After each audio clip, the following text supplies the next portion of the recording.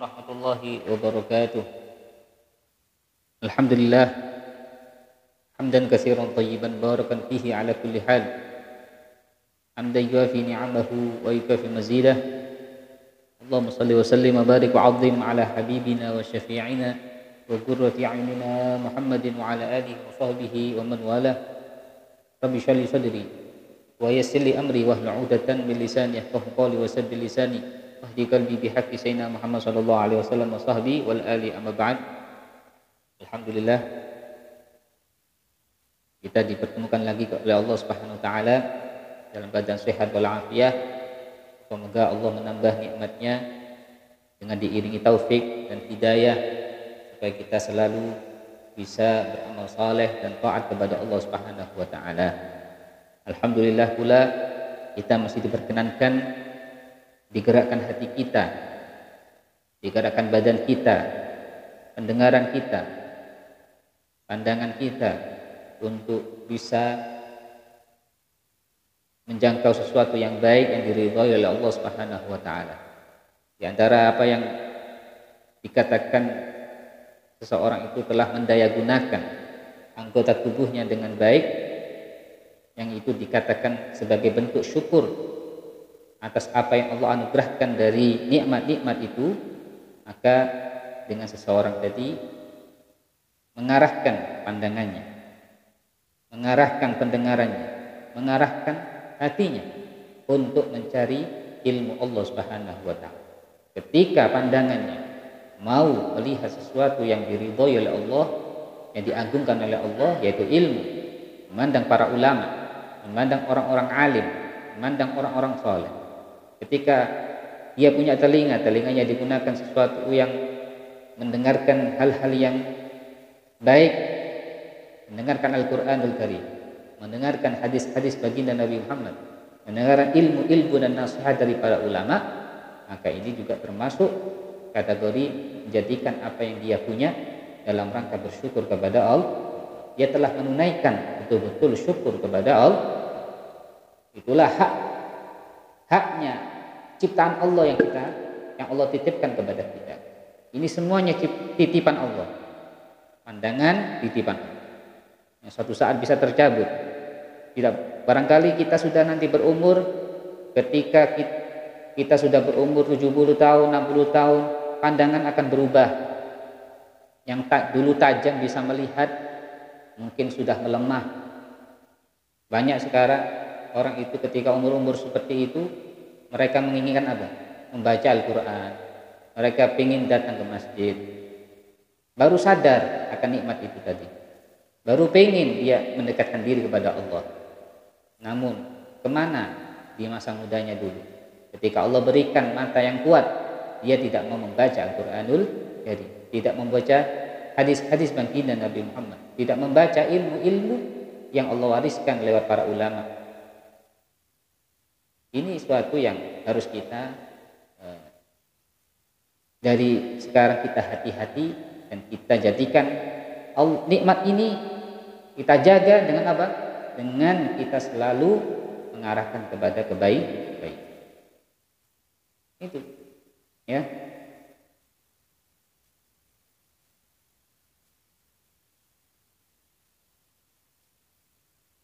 Ada seorang yang umurnya 120 tahun. Ketika ditanya, ketika umur seperti itu, tidak ada satupun anggota tubuhnya yang melemah. Pandangannya tetap tajam seperti anak muda. Kekuatan dari tubuhnya tetap seperti anak muda. Pendengarannya kuat seperti anak muda. Maka ada yang bertanya, sebab apa engkau ketika umur-umur seperti ini, di masa umur ini, engkau tidak melemah? Tidak seperti halnya orang-orang yang mereka berumur seperti ini, rata-rata mereka sudah tidak bisa melihat, tidak bisa mendengar, dan tidak bisa lagi berjalan seperti biasa. Sebab apa? Maka ketika itu beliau mengatakan, Allah tetapkan nikmat iman ini pada diriku tidak lain karena aku menjaga itu semuanya, tidak aku jadikan anggota tubuhku kugunakan untuk sesuatu yang dimurkai oleh Allah.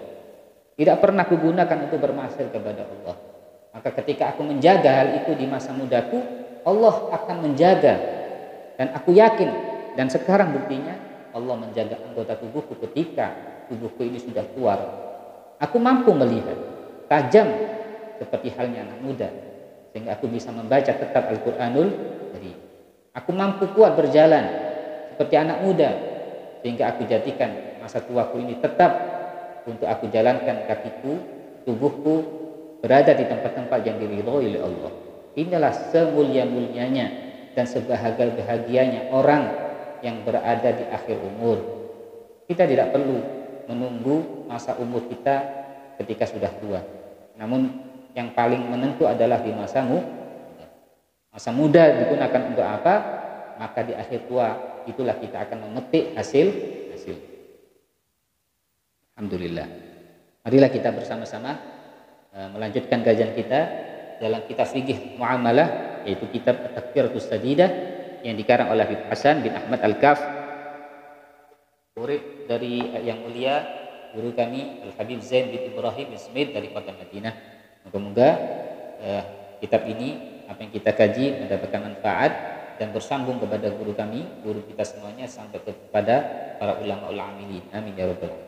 Oleh karena itu, marilah kita berniat ketika kita mendengar ilmu, ketika kaji ilmu, kita berniat seperti yang diniatkan oleh Imam Al-Qutub Al-Habib Abdullah bin Alawi Al-Haddad rahimallahu rahmatal abrar. Bismillahirrahmanirrahim. Nawaitu ta'alluma wa ta'lima wa tadhakkura wa tadhkira wa naf'a wal intifa' wal ifadah wal istifadah wal hatha ala tamassuki bi kitabillah wa sunnati rasulih wa du'a ilal huda wa dalalata 'alal khair ibtigha' wajhillah wa mardatihi wa qurbihi wa thawabih. Wal muallif rahimahullah wa ra'ahu wa nafa'ana bihi wa bi 'ulum fid dharain amin. Ila anggal kita masuk pada kajian yang selanjutnya, itu babul ghasab. Bab ghasab. Apa sih ghasab ini? Ini kalau di kalangan anak-anak pesantren, kata-kata ghasab ini sudah difahami oleh mereka. Dan kadang-kadang ini juga menjadi salah satu penyakit yang tidak baik yang diamalkan, ya, karena lingkungan-lingkungan tersebut biasanya malah meremehkan hal yang seperti ini. Dan ghasab ini ya akhul dari as-sariqah, masih saudara dari pencurian. Kalau pencurian itu bedanya dengan ghasab secara globalnya. Kalau pencurian itu seseorang itu mengambil dan tidak dikembalikan. Ghasab itu mengambil tapi nanti dikembali utuh atau berkurang. Ini ghasab. Nanti insya Allah akan lebih jelas. Dan ini semuanya termasuk bentuk dari kezaliman, bentuk dari suatu kezaliman, itu seseorang mengambil hak orang lain, menguasai hak orang lain. Dan ini sangat juga termasuk bagian dari dosa, ya, yang harus diwaspadai, ya. Meskipun kita niatnya nanti ingin mengembalikan, tapi ketika masa pemakaian pengambilan barang tersebut kan sudah dikatakan itu bagian dari mencuri. Walaupun ada niat ingin mengembali, ya. Oleh karena itu Islam betul-betul, ya, membimbing kita semuanya. Syariat ini mengawal kita semuanya supaya kita betul-betul selamat dari namanya dosa. Sekalipun itu secuil, sekalipun itu sedikit, supaya kita betul-betul kita tahu ketika kita berbuat dosa, minimal kita cepat-cepat kembali kepada Allah Subhanahu wa ta'ala. Apalagi ini dosa berkaitan dengan hamba, dengan manusia. Yang dikatakan, ya, kalau sesuatu hak yang itu, ya, hakullah, ya, mabniyatun 'alal musamah. Kalau kita orang itu berbuat salah sama Allah, maka kita sangat mudah meminta ampun, karena haknya Allah itu dibangun, didirikan di atas pengampunan. Artinya ketika seseorang bersalah, punya dosa yang itu hanya berkaitan dengan Allah, maka Allah adalah Maha Pengampun. Namun ketika seseorang itu melakukan kesalahan kepada sesama manusianya, kepada makhluk, maka Perlu diingat, makhluk itu ya notaben pada dasarnya mereka itu mabniyatun 'alal musyaddah, suka menuntut, tidak terima dan tidak mudah memaaf. Sehingga ini yang harus kita waspada. Ketika mereka kita zalim, ada saudara kita ambil haknya, kemudian dia tidak memaafkan kita, maka haknya nanti bisa itu diajukan di akhirat, sehingga mereka akan menuntut kita,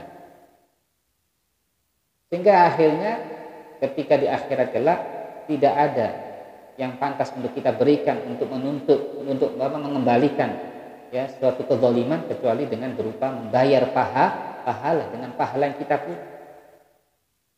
Pahala tadi ketika sudah habis, karena saking banyaknya kezaliman yang kita lakukan dan kita ketika masih hidup di dunia tidak pernah meminta ridho, tidak pernah kita mengurusnya, maka hati yang mencuri, korupsi, gosok ini termasuk juga, dan kita belum meminta maaf, maka nanti di akhirat kita harus waspada dan harus takut kita nanti akan diadili, dan pasti yang namanya dosa tidak akan pernah terlupakan. Mungkin manusia banyak lupa ketika masih dunia, namun di akhirat mereka bakal ingat, karena mereka semuanya butuh kepada pahala untuk menambah mereka untuk bisa masuk surga. Mereka tidak akan sama sekali ya, manusia itu nanti di akhirat tidak akan membiarkan, bahkan kepada saudaranya sendiri, bahkan kepada orang tuanya sendiri, bahkan kepada anaknya sendiri. Maka di saat itu tidak ada namanya kekerabatan. Yang punya kezaliman walaupun kepada anaknya sendiri tetap nanti dihisab oleh Allah, diperhitungkan.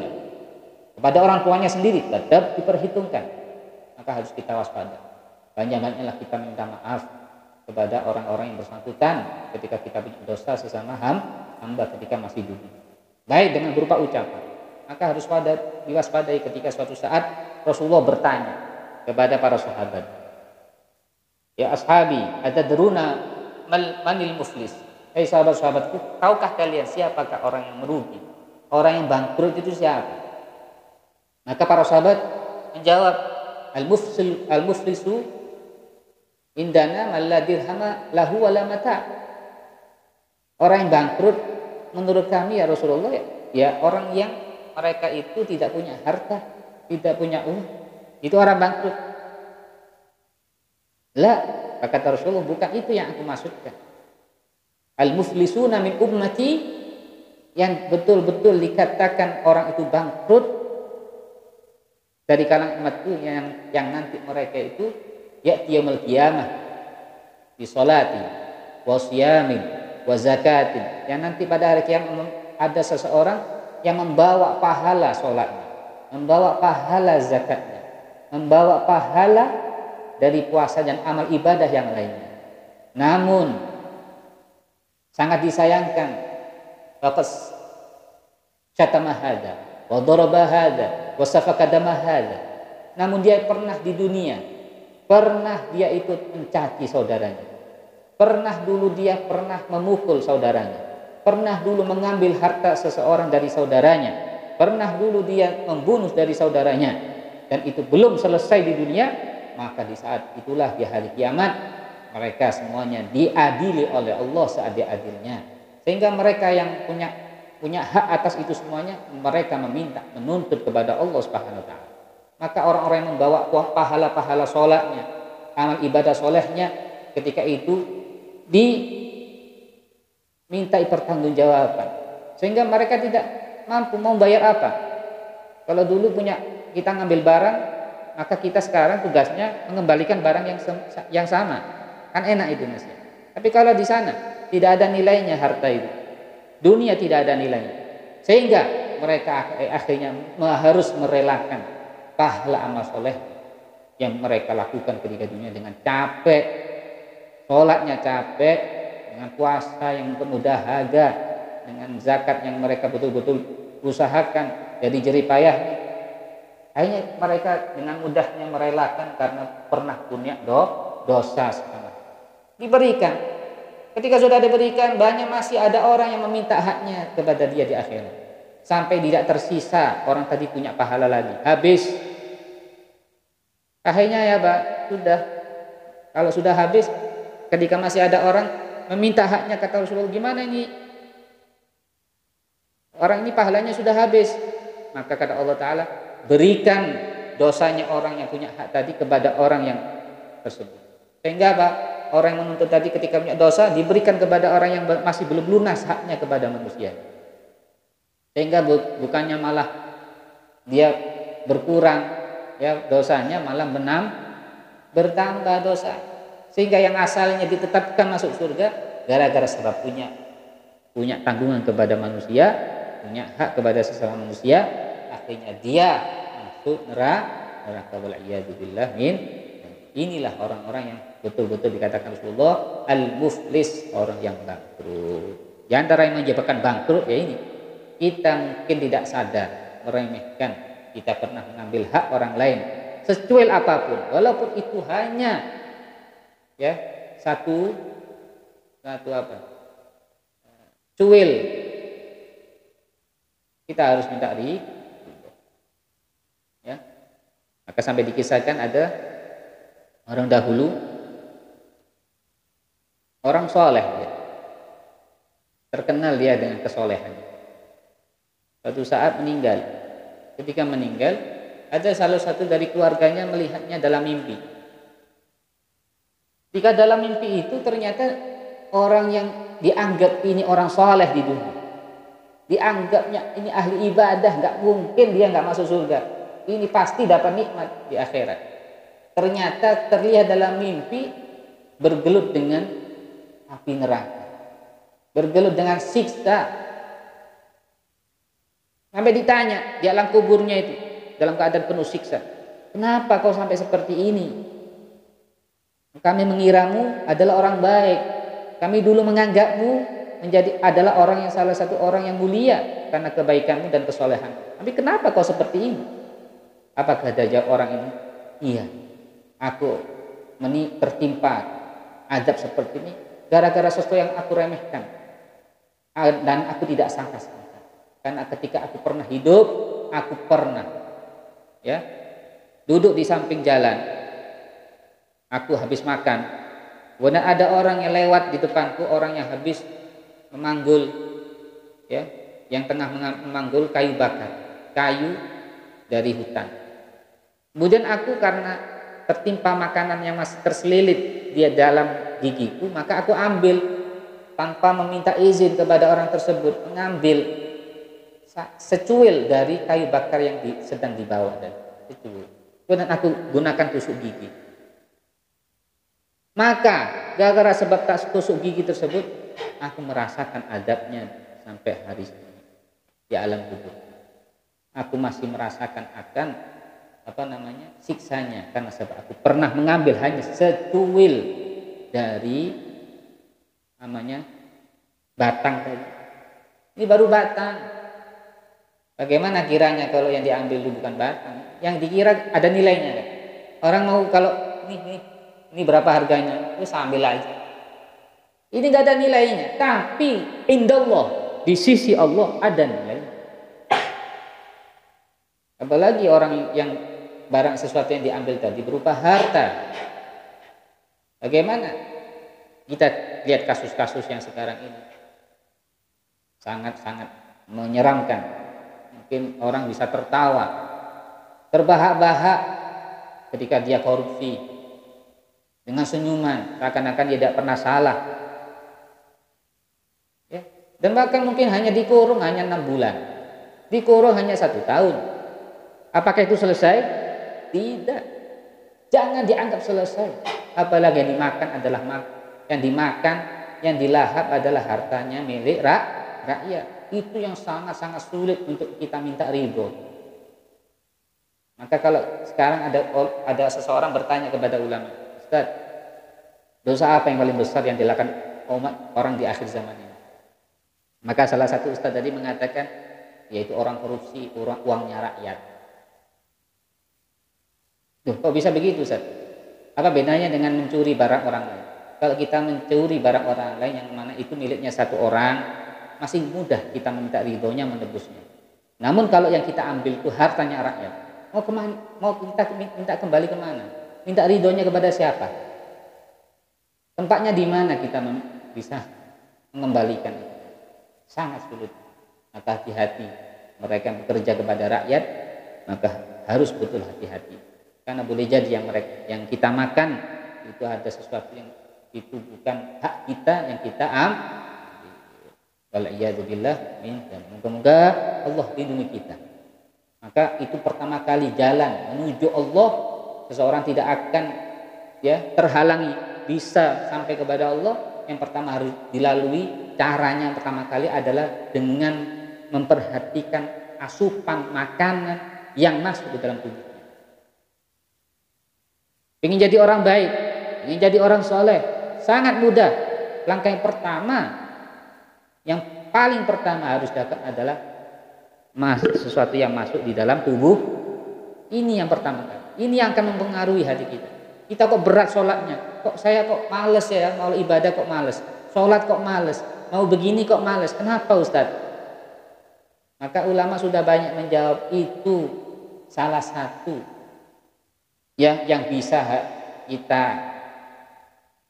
bisa kita jawab atau bisa kita telusuri. Mungkin ada sesuatu yang syubhat yang belum jelas kehalalannya atau keharamannya masuk ke tubuh kita sehingga kita malas ibadah. Itu baru yang syubhat.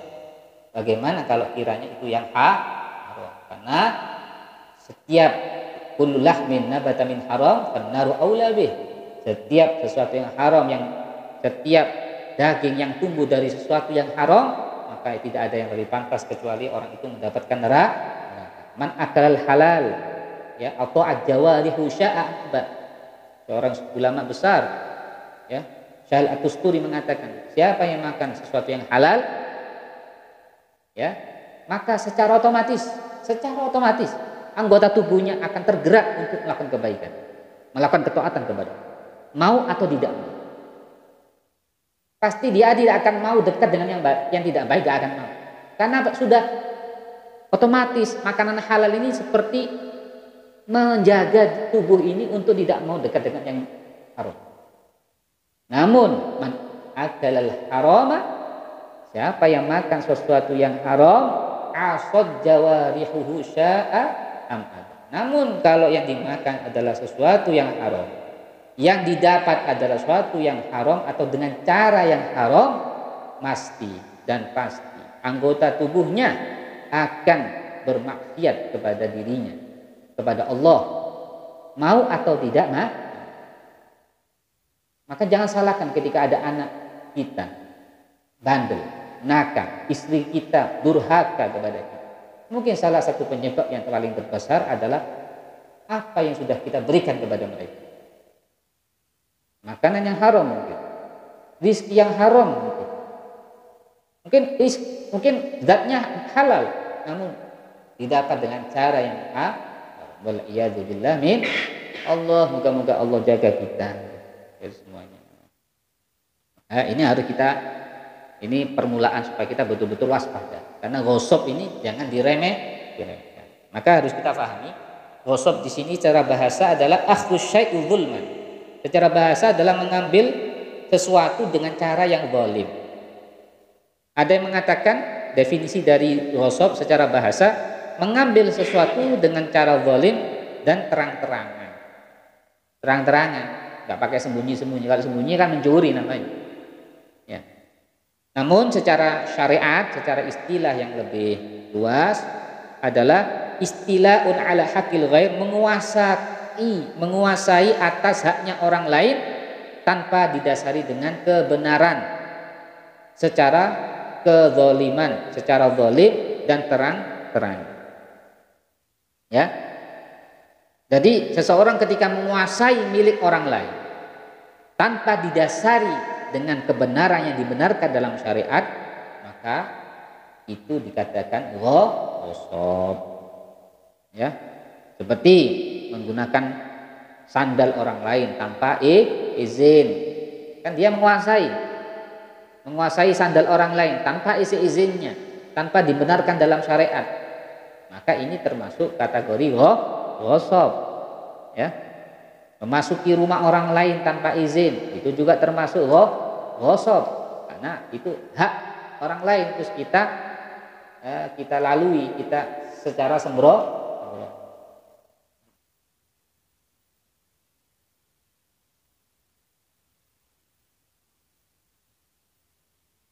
Maka juga termasuk di sini dicontohkan masuk ghosab, ya, mengendarai kendaraan orang lain tanpa seizin, ambil sepeda halal insya Allah, ini menurut saya insya Allah halal, menurut saya ini nggak boleh dipakai kamus menurut saya, harus betul-betul jelas. Al halal bayyinun wal haramu, yang namanya halal itu jelas, yang haram juga ya.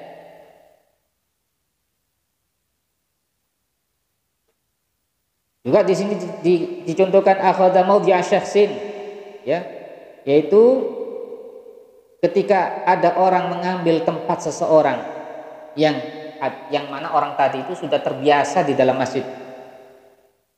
Jadi mengambil manfaatnya. Jadi misalkan ada orang yang sudah dahulu masuk masjid dan memberikan tanda dia sholat di situ. Misalkan dengan menaruh sajadah. Kemudian kita datang, terus tanpa melihat kanan kiri, bertanya, tiba-tiba kita singkirkan sajadah itu. Maka ketika kita mengambil tempat itu dan kita ibadah di tempat itu, namanya kita sedang berada di tempat yang kita ghosab.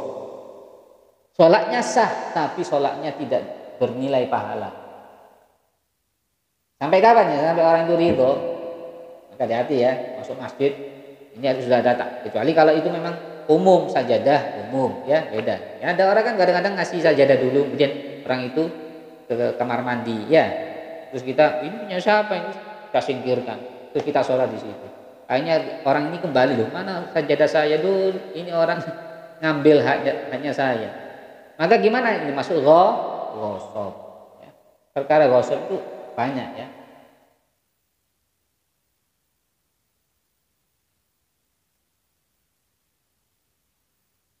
Jadi haknya orang lain tadi bisa bersifat harta atau bukan harta. Jadi kita menguasai hak orang lain itu baik harta secara otomatis, ya, ataupun bukan harta seperti manfaat tadi, kan manfaat itu termasuk juga dikatakan ghosab. Ya.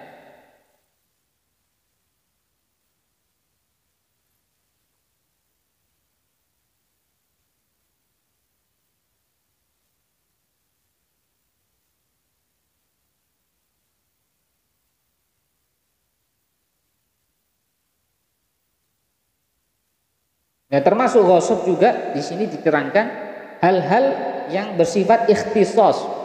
Ikhtisos itu barang-barang yang tidak sah diperjualbelikan di dalam syariat. Seperti menjual sesuatu yang najis, menjual kotoran, ya, kan nggak sah. Kenapa? Karena itu najis. Berjual beli anjing itu juga nggak sah. Kenapa? Karena menjual belikan sesuatu yang najis. Maka hal-hal yang seperti itu dinamakan ikhtisos. Maka kalau kita ghosab sesuatu yang sifatnya yang menurut syariat itu tidak bisa diperjualbelikan, terus kita ghosab, itu juga termasuk ghosab. Kita mengambil tanpa izin juga termasuk ghosab. Ini ada kotoran pupuk, ya, pupuk yang dari kotoran, terus kita ambil, wis enak nih, gratis, punya siapa nggak tahu, ambil saja. Maka hukumnya juga termasuk ghosab, walaupun itu sifatnya dalam syariat sesuatu yang tidak sah diperjualbelikan. Ya.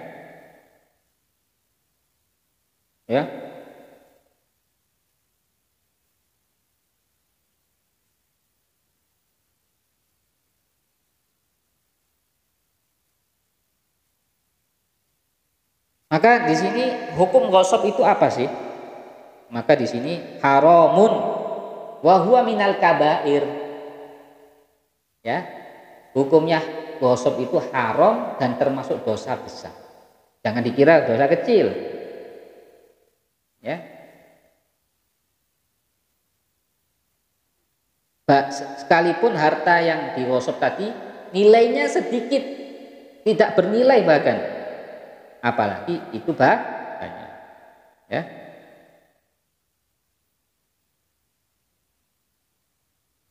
Ada mengatakan kalau yang digosok tadi seukuran sesuatu yang dianggap kategori mencuri, kan mencuri tadi yang wajib dipotong tangan, maka yang digosok tadi kalau seukuran sesuatu yang kalau misalkan itu dicuri wajib dipotong tangan, itu jadinya minal kabair, termasuk dosa besar. Tapi kalau yang digosok tadi sesuatu yang kecil yang sampai tidak ada hadnya, tidak ada kalau itu dicuri itu tidak mengakibatkan dipotong tangan, maka itu termasuk dosa kecil. Tapi yang muktamad itu semuanya dosa besar. Dalilnya apa? Ini dalilnya wala ta'kulu amwalakum bainakum bil batil. Jangan kalian memakan di antara sesama kalian, ya, harta-harta kalian itu dengan cara yang tidak benar atau batil.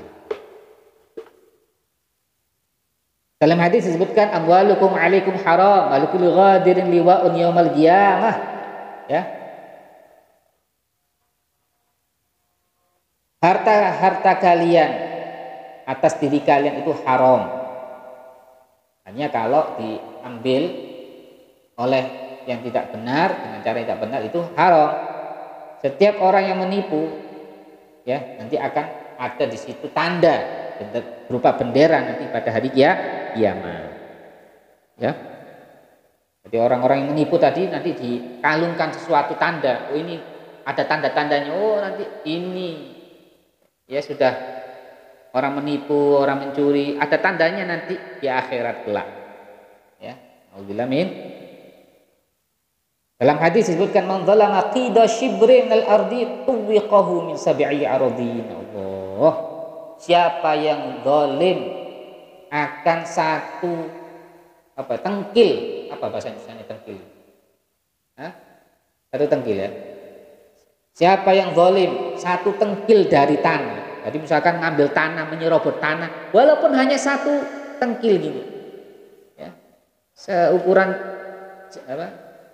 tepakan tangan ini. Tuwiqahu, maka nanti tanah itu akan diangkat sampai akar-akarnya, nanti akan dibebankan kepada dia, ya, pada hari kiamat.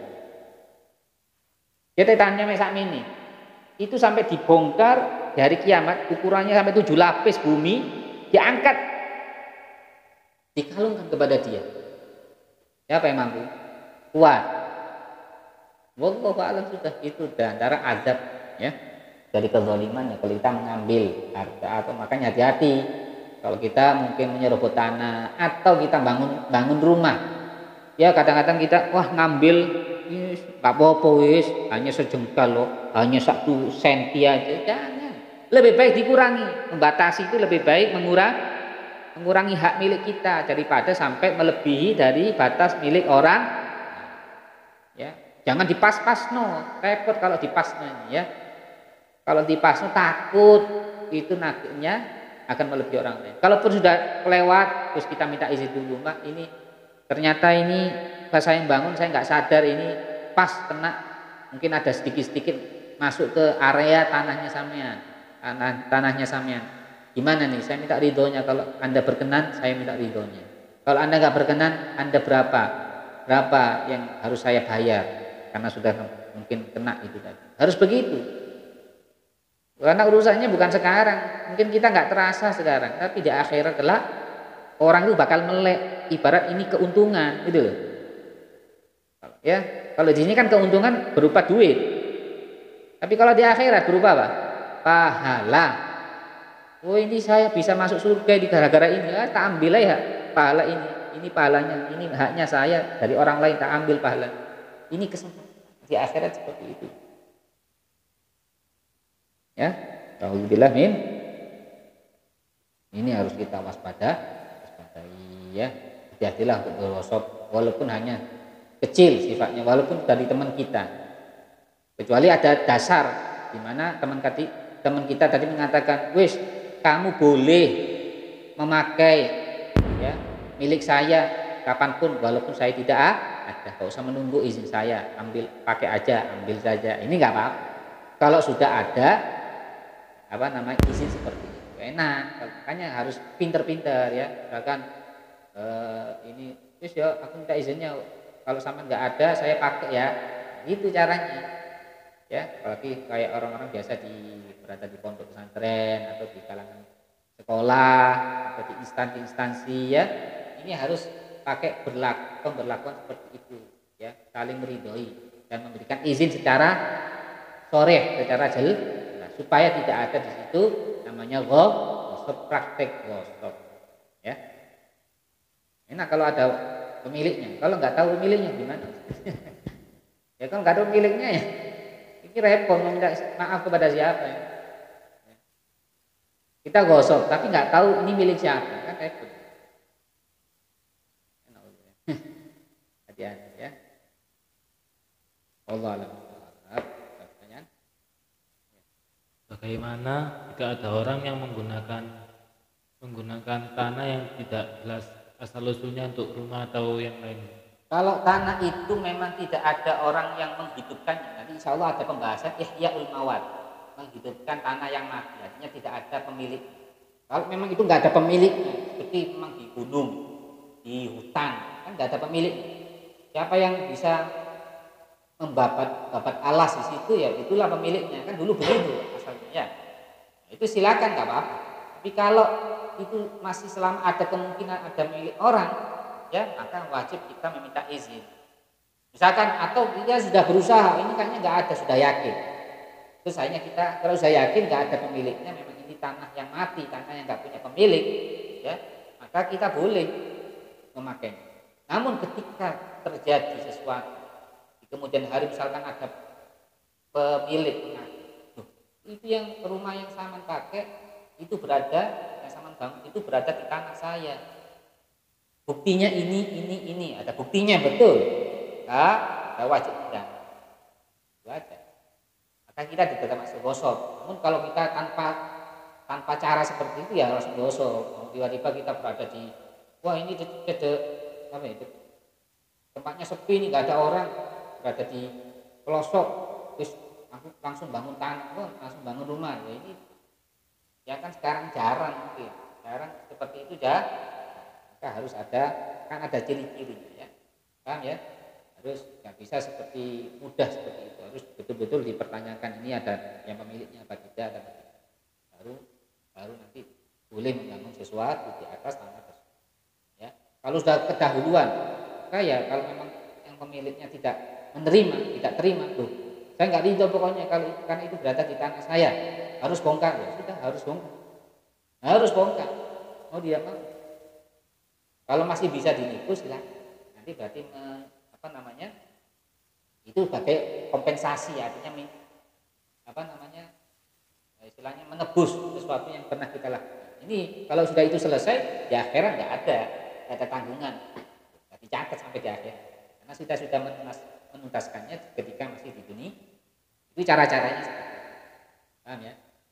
Ada lagi?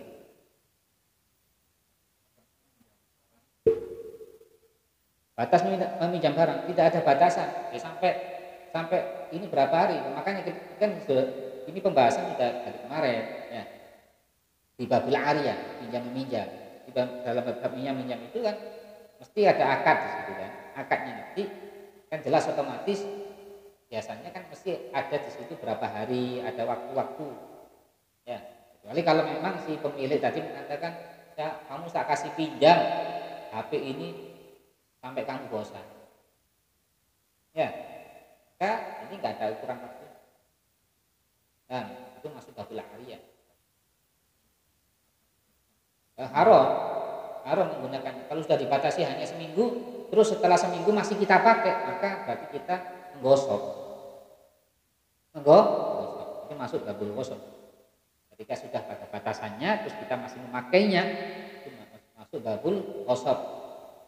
Ya kalau itu nggak ada niat mengembalikan ya. Tapi kalau nggak ada niat mengembalikan ya nanti dikatakan sarikoh, kasih pinjam ternyata dibuat lari. Ini sudah namanya sarikoh. Ya, apa lagi?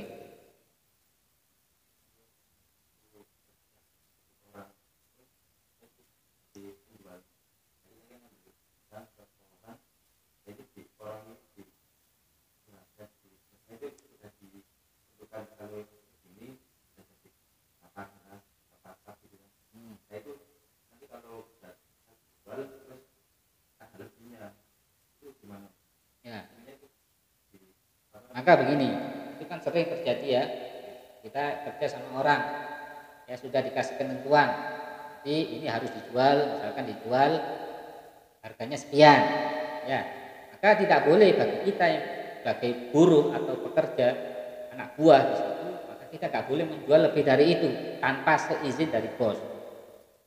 Sama seperti itu tadi pertanyaannya, apakah boleh misalkan ini saya sebagai pekerja di situ saya disuruh ngemasi satu minuman misalkan, ini sebenarnya minuman kalau dikemaskan itu bisa jadi 10, ternyata sudah ada 10 masih ada sisa, maka sisanya ini gimana? Kalau masih sisa itu bukan hak milik kita dan kita tidak boleh. Terus gimana ya? Harus menunggu izin dari bos. Makanya harus di awal, harus pintar-pintar. Ini harus pintar-pintar kita sebagai pekerja. Bos, ini misalkan ada lebih gimana? Halal ya? Kita halalnya yang baik. Insya Allah, kalau bos dari awal sudah dibutuhkan, kita benar-benar jujur dari awal, insya Allah bos itu akan baik kepada kita, tidak akan berujung. Tapi kalau sudah, loh ternyata kok saya nyuruh, kok kamu makan, kok kamu minum, biasanya orang sudah kecewa, ya sudah kecewa. Akhirnya apa? Dengan alasan apapun kau utarakan alasanmu, mesti orang itu tidak akan mudah untuk bisa percaya. Makanya akar dari suatu, kalau misalkan kita buruh ya harus betul-betul buruh atau pekerja yang maka itu loh susah. Jadi pekerja itu sebenarnya susah. Jadi anak buah itu juga susah. Karena terikat dengan itu tadi. Dia nggak bisa punya apa, nggak punya kewenangan apa. Dia hanya justru wakil. Kalau sudah wakil berarti dia nggak boleh mengambil keuntungan di situ. Kecuali memang diizinkan atas dasar ridho dan izin. Kalau tanpa itu ya nggak boleh. Kecuali kalau kerjasama gitu. Sifatnya di sini kamu pekerja tapi kerjasama sifat, bagi keuntungan. Yes, kamu kerja di sini kerjasama saya ikut saya, namun nanti kamu bantu jualan saya, nanti hasilnya kita bagi dua. Nah ini nggak apa-apa. Kalau diizinkan nanti kamu jualnya terserah kamu ngambil keuntungan sendiri juga boleh. Itu lebih enak.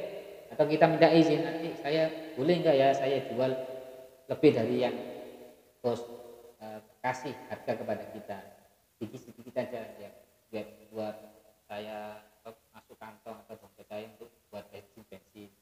Begitu aja izin. Insya Allah apa yang didasari dengan kejujuran akan membuahkan namanya keberkahan. Paham ya?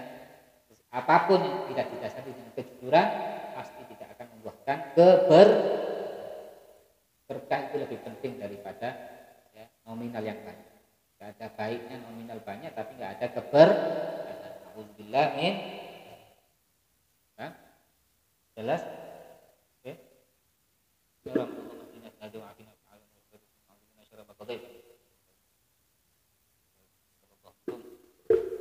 Assalamualaikum warahmatullahi wabarakatuh.